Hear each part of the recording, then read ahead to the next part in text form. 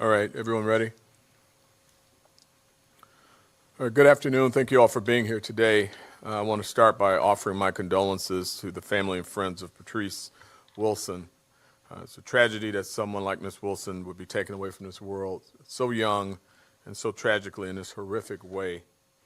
She was young and she had her whole life ahead of her.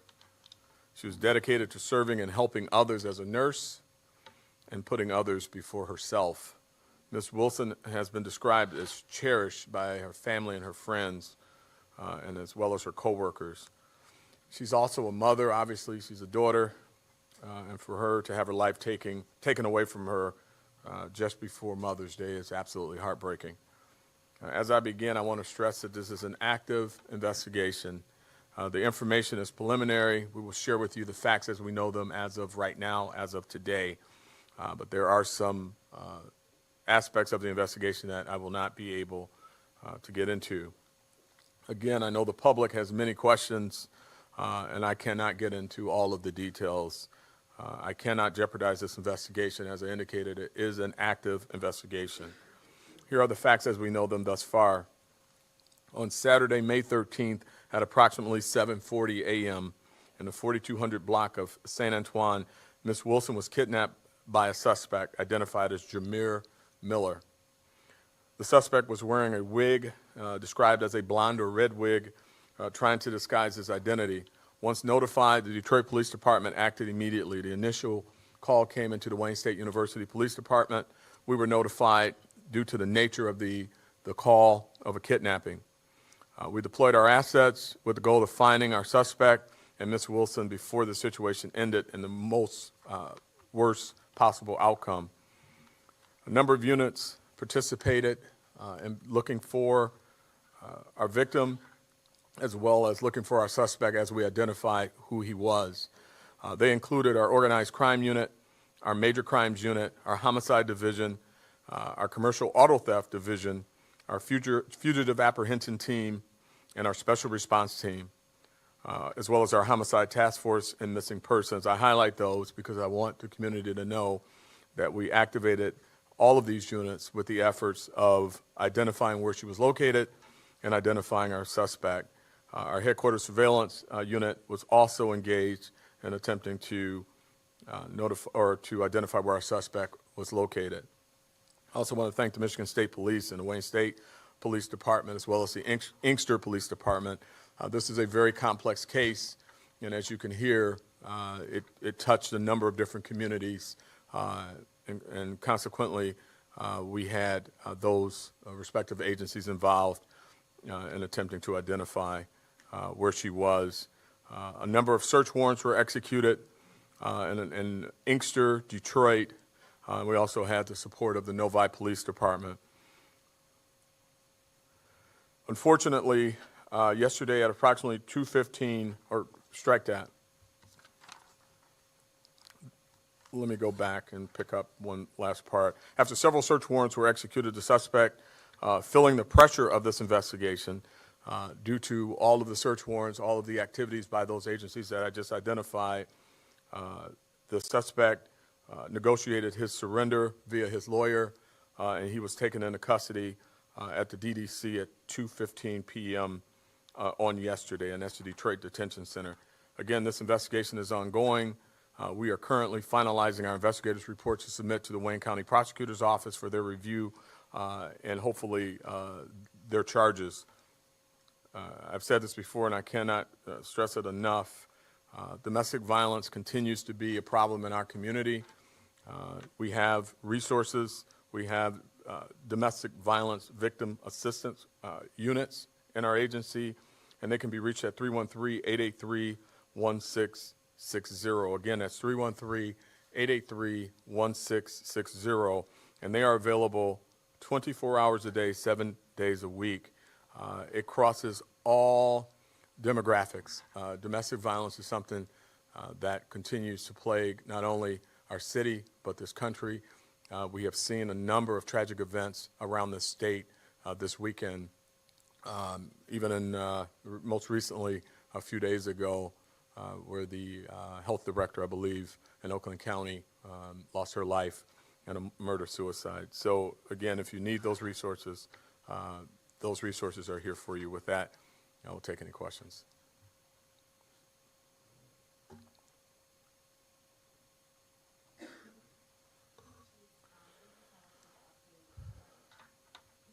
I can hear you okay.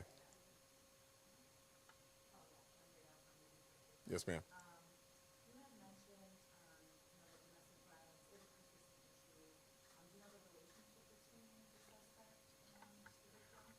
Yeah, they were in a previous dating relationship, and it is my understanding they had recently broken up.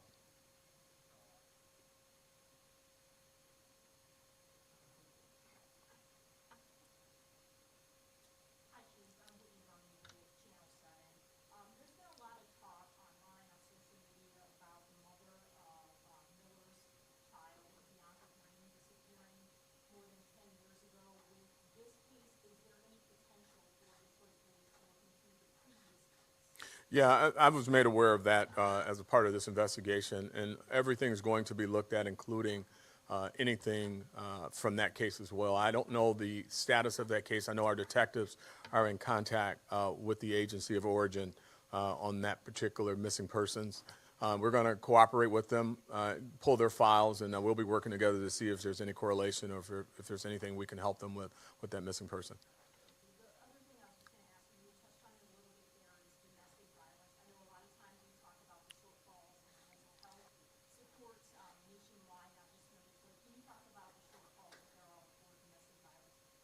Yeah, I think it's such a complex issue for some, and there's a lot of different factors that impact reporting of domestic violence.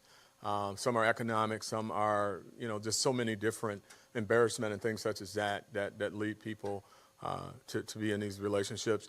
In this instance, she appears to have done everything the right way. She got out of the relationship, and unfortunately, the tragic outcome was his violence and his persistence to keep her in that relationship. So in this instance, this is someone who did what she could to separate herself from that situation. Unfortunately, though, these types of offenders don't take no for an answer, and more needs to be done to protect our victims.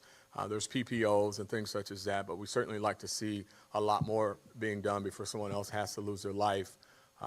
Very tragic event, and like I said, with these resources that are available, there are some things that can be done, such as relocation and things like that.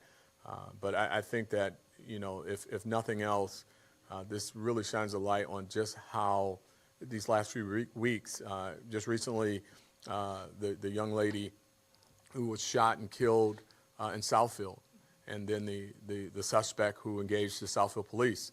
That was a domestic situation. And then I've already spoken about the one that happened in Oakland County, and now here we are with ours in Detroit, and there's been a number of them. Already this year, we've had 12 homicides with a domestic violence nexus to them, and that's just unfortunate. We're pretty much at the same place we were last year with 12, but that's 12 victims this year alone that have lost their life at the hands of someone at some point who they thought cared for them and they cared for. So this is a real serious issue. Jessica Dupnack, Fox 2. Kind of going off of that, was there any specific instances prior to this of stalking or harassment at all that? Yeah, we're unpacking all of that now. I know just over this weekend, looking at his criminal history, he's a very violent person. He has a significant criminal history, and there is a history of domestic violence associated with that as well. You guys knew pretty quickly who you were looking for. Was it video assets, or was there something that triggered that?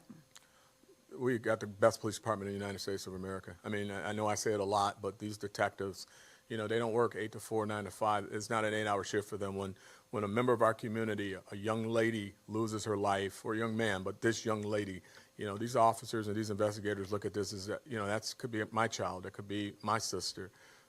Beautiful young lady working, doing everything right, a couple days before Mother's Day, a nurse, young nurse.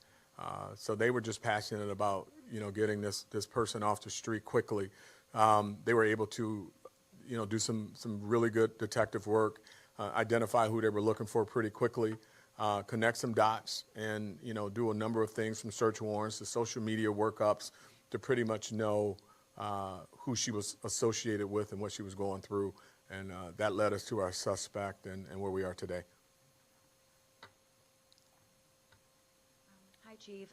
Andrea again with the Detroit Free Press. I just have one more additional question. There are already details out there relating to how her body was found. There is reports that she was found in the trunk of her SUV or a SUV outside of her apartment in Novi. Is there anything that you can say about those details?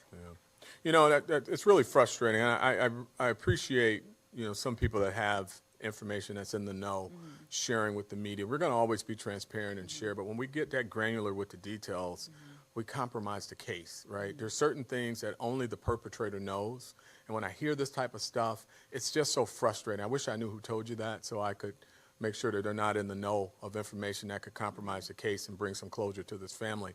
But since you've asked the question, she was found inside the car, and that's as far as I'm going to go with that.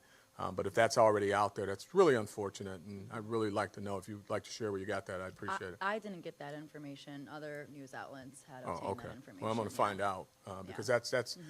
I mean, again, that level of detail. I mean, I don't know how that helps us, with the media even. I mean, the fact of the matter is she was viciously murdered. Someone's lost their child. Detroit has lost another daughter. And we did everything we could to get this perpetrator off the street, and she was found in her car, deceased. And we know, and we're very confident, who did the act. The granular details, I'd like to withhold those so that I can turn those over to the prosecutor. And as the detectives continue to do their work, he may say something that is very specific to this case that only he would know. So I can't confirm that for you. I apologize. No, it's okay. Understood. Thank you. All right. All right. Thank you very much, everyone.